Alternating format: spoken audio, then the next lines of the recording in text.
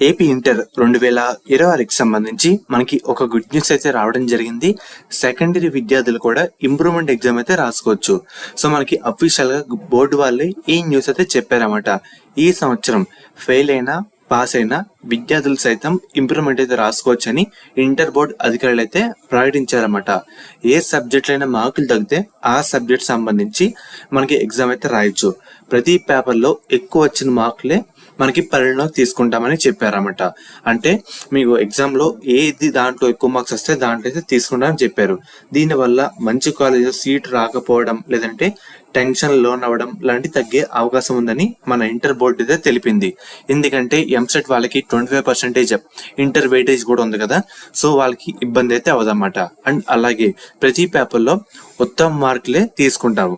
Fail అయిన వారు సైతం పాస్ అయ్యే వరకు ఆ పేపర్లో రాసేందుకు ఎలాంటి పరిమితి కూడా లేదని చెప్పారన్నమాట. మనకి ప్రాక్టికల్ పరీక్షలకి ఎలాంటి ఇంప్రూవ్మెంట్ అవకాశం అయితే లేదని చెప్పారు అఫీషియల్ గా. మనకి ఎగ్జామ్ ఫీజు 600తో పాటు ఇంప్రూవ్మెంట్ పరీక్షకు ఒక్కో సబ్జెక్ట్ కు 160 చొప్పున మనం అయితే పే చేయాల్సి ఉంటుందని తెలిపారన్నమాట.